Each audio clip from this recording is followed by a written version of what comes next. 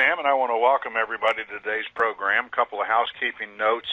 I had pulled out a break slide and question and answer slide when I went to work on the materials because I didn't want to print out those pages, and I neglected to put them in, so you'll save on some printing costs, and be aware that we do have those planned. So as Sam noted, we will be looking at a 5-minute stretch break about halfway through. Well, what are we going to be talking about today? Well, I had listened to a presentation basically from the Texas Department of Banking and some other organizations that discuss corporate account takeover, and I contacted them and said, I'd like to provide a lot of the materials that you did. I'm going to change it up a little bit, but the core of it is going to be similar to what you guys had, especially this 19-step review. And they said, fine, the more banks that are using this, the better it's going to be. This was a group that included the Texas Department of Banking. I believe the Secret Service was involved, IT groups, big banks and small banks, so that it wasn't one-sided in any way, shape, or form. It's not a one-size-fits-all, but it's generic enough that everybody can use it and you can tweak it. So that's where the core of this program came from, but then we've added some other things to it. So the three-step risk management process is part of that 19-step review. We're also going to talk a little bit about what is a corporate account takeover, just so everybody's up to speed.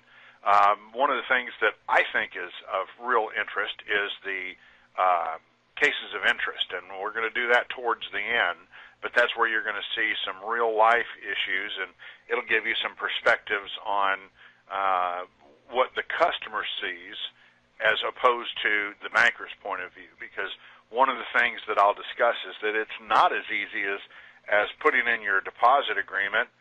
The bank's going to require a password and a username, and you agree that this is sufficient security, and the customer signs off and has to agree to it to open the account.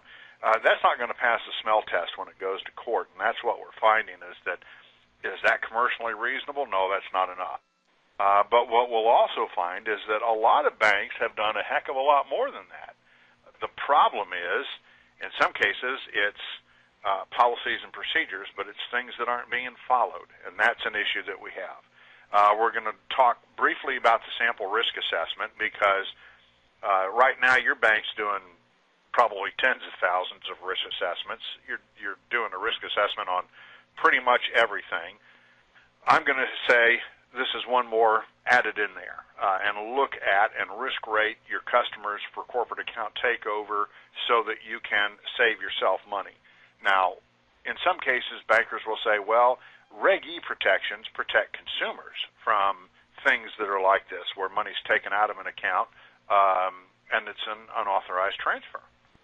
But commercial accounts don't have that. They're supposed to be more sophisticated, and they're supposed to know what has to be done. So we don't have that liability with the commercial accounts. A lot of banks that aren't listening in today, that's their philosophy, and they're flat out wrong. And when we get to the cases of interest, you're going to see that. So you've got a sample risk assessment that you can put in there. That's in an Excel form. Also in the resources page, one of the links is going to go to the Texas Department of Banking. As we talk about some of the things today, and we talk about training your customers, training your employees, there are PowerPoints that are designed, one for staff and one for customers on the Texas Department of Banking website. So it's one of those things that you can go in, download, tweak to your needs. Now, I keep mentioning Texas Department of Banking. A lot of you are not in Texas, or the Texas Department of Banking is not your prudential regulator. That's fine. It's still good information. It's great information in a lot of cases. And showing your examiners that you're being proactive is only going to take you one step closer towards being on that good side with the examiners and with all those people who are involved in these IT security type issues. So regardless of who your regulator is, it's good information. Now, that said, successful account takeovers, how many are there? Where are they from?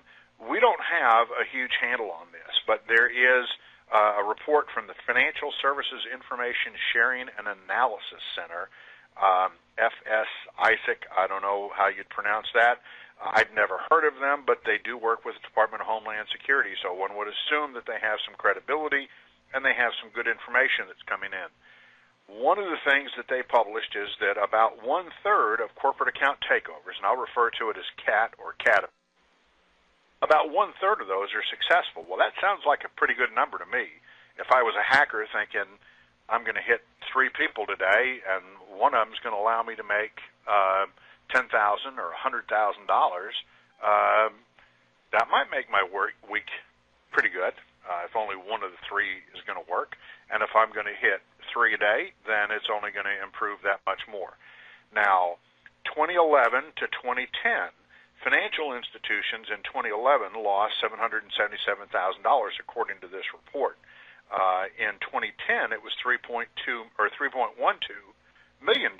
So that number has come down dramatically. Where do they get their numbers from? I'm not absolutely sure. I can tell you that I was doing a presentation similar to this one a couple of weeks ago, and I asked bankers, this was a group of security officers, and one of the things I said was, if you can talk about it, raise your hand and let's talk about this. And I had 1 or 2 would raise their hands, but during the break I would have 4 or 5 who would come up. And some of them were, yeah, we got hit by this, we can't talk about it, we lost $250,000, but blah, blah, blah. Well, how many banks they don't want to raise their hands and say, hey, we got burned on this. So it's one of the issues. I'm not sure where these numbers are coming from. Are they coming from SARS? I'm not sure. I don't know this financial services information sharing. I don't know that they would be a law enforcement agency and have access to that data or not. So bank losses, financial institution losses dropped dramatically. Customer losses did as well, 1.16 million in 2010 down to 489,000 in 2011. Again, better than less than half of the losses. Does that mean that customers are getting more educated from the bankers who are being more educated about this? We can hope so. But here again, I question where some of the numbers come from, but this is one that came out that looked like it had some credibility. That's all well and good unless you're one of those banks that has lost some of this money.